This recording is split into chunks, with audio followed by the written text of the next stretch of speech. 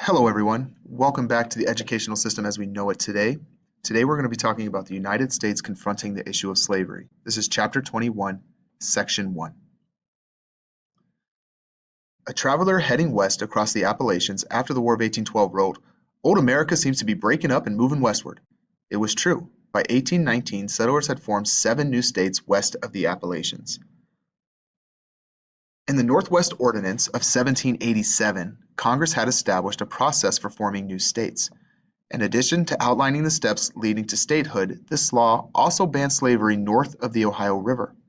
As a result, 3 western states that were formed north of the river, Ohio, Indiana, and Illinois, became free states, and the 4 states that were formed south of the Ohio River, Kentucky, Tennessee, Louisiana, and Mississippi, permitted slavery.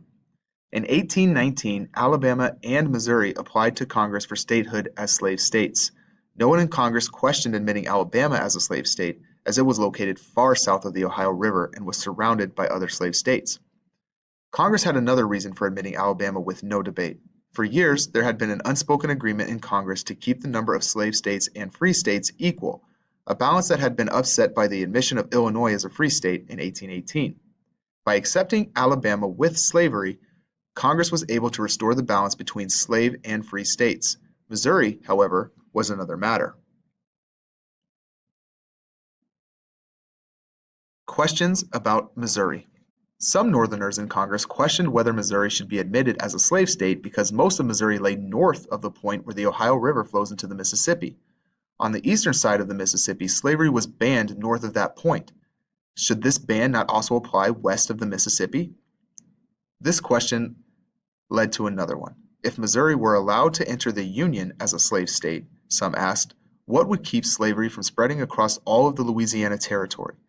The vision of a block of new slave states stretching from the Mississippi to the Rocky Mountains was enough to give some Northerners nightmares. The Talmadge Amendment. When the bill to make Missouri a state came to Congress, Representative James Talmadge of New York proposed an amendment to the bill. The amendment said that Missouri could join the Union, but only as a free state. Southerners in Congress protested Talmadge's amendment. What right, they asked, did Congress have to decide whether a new state should be slave or free? According to the theory of states' rights favored by many Southerners, Congress had no power to impose its will on a state, old or new.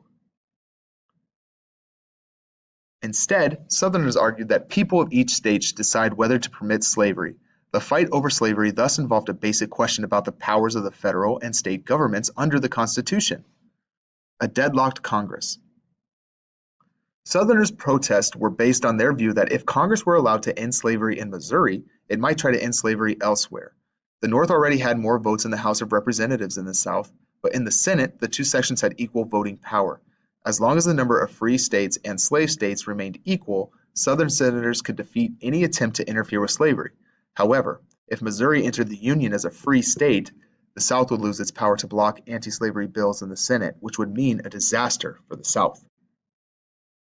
In the North, the Talmadge Amendment awakened strong feelings against slavery. Many people sent petitions to Congress condemning slavery as immoral and unconstitutional.